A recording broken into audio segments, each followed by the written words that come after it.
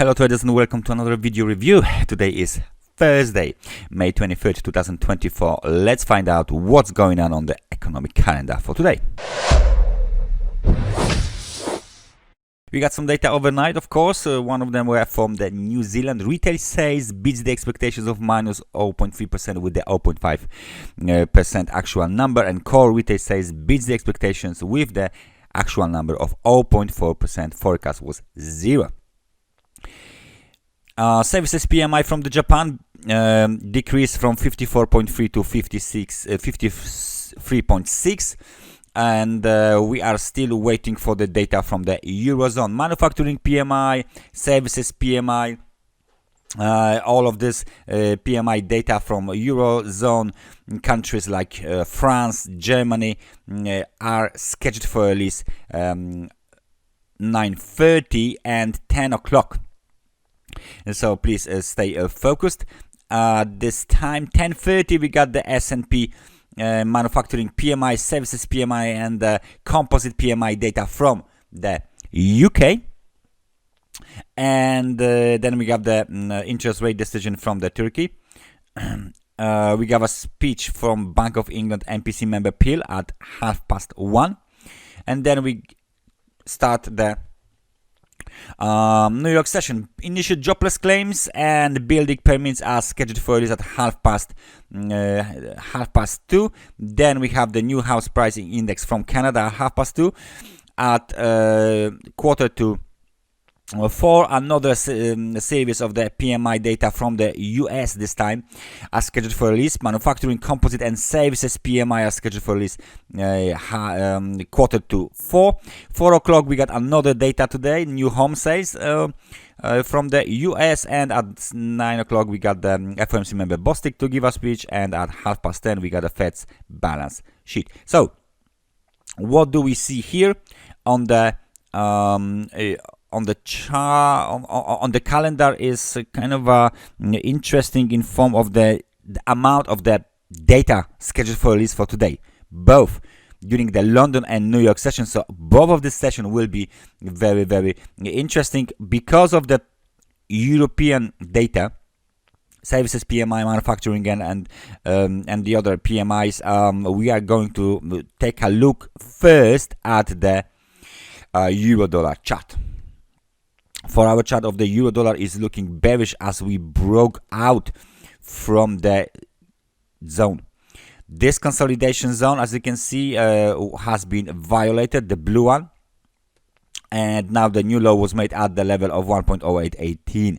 So we are approaching the technical support at 1.0813, and we might see some sort of the test of this level. Right now the market is trading in between this 50 and 100 periods moving averages, so there is no direction just yet, but the momentum remains negative. So the level of 1.0636 will now act as the technical resistance.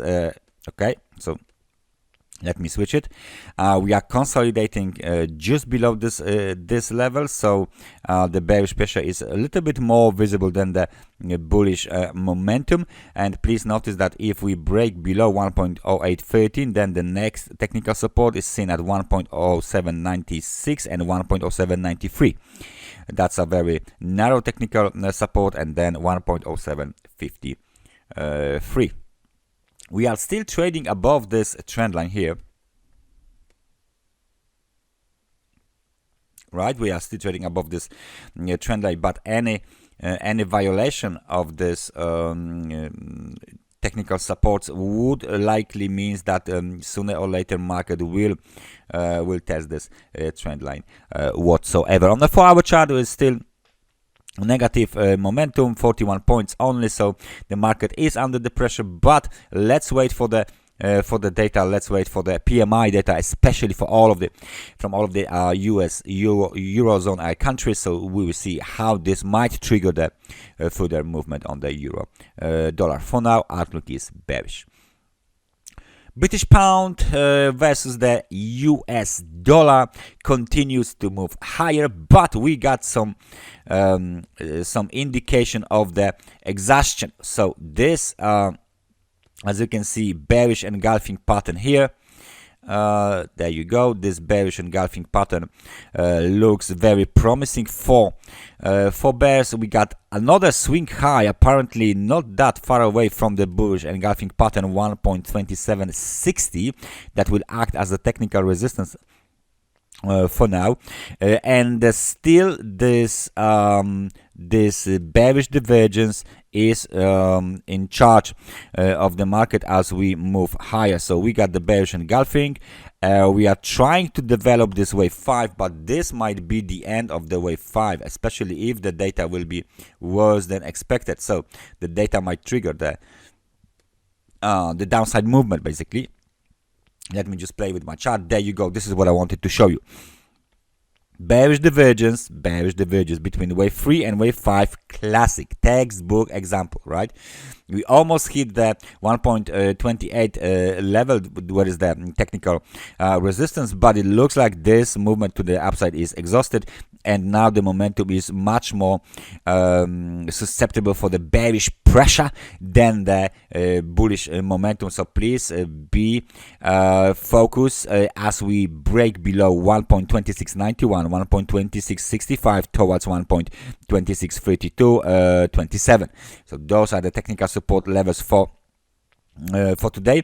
The high of the wave 1, which was the invalidation level, it will no longer be necessary, as it looks like we are about to complete this 5-wave impulsive structure, and the correction should be should take place. If we talk about the US euro dollar and cable weakness, we need to take a look at the US dollar index, right? So let's take a look at the US dollar index. Is it going up?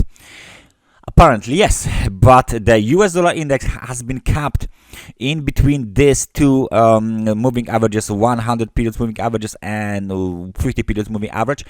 This 100 period moving average is right now 104.96, 50 period is 104.55, so roughly 40 pip zone. We need a breakout. We need a breakout to the upside and to continue this movement above the level of 105.03 and towards the 105.46. Apparently we got the support located at the level of 104.77, so this zone here is even narrower. Right now it's very narrow, very nice zone for a breakout. And if we consider the fact that we try to move higher, and this trend line I'm driving right now is providing some sort of the support with this very nice bullish momentum, we can see the overall strengthening of the US dollar across the board. So other levels here are really welcome for the US dollar index to go higher. If we speak about the crude oil on a 4-hour chart, let me just switch to the daily, because this is what I wanted to show you guys. There you go. This is very big pressure here on the crude oil. You can see it that we got this daily time frame chart where the 150 period moving average are about to cross, all right? And this movement to the downside is very sharp, very aggressive. If we take the high at 87.65, 63, and we do something like this, which is of course our trend line. Let me make it, there you go, and very thicker.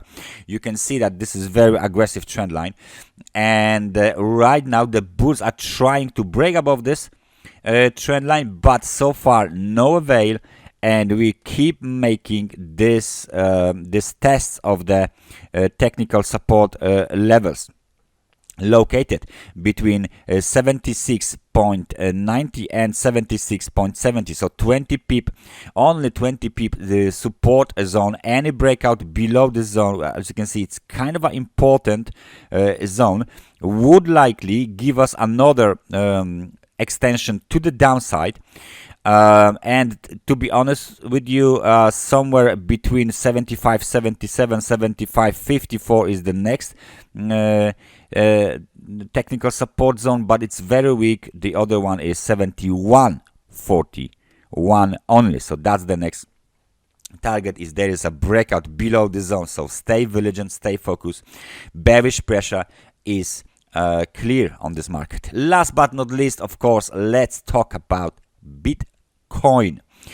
If we zoom in, we can see that our 5-wave impulsive structure had been completed around the level of 71,600, but it's not the whole structure that has been completed yet, because it's only the wave 3. So the 3 waves has been completed.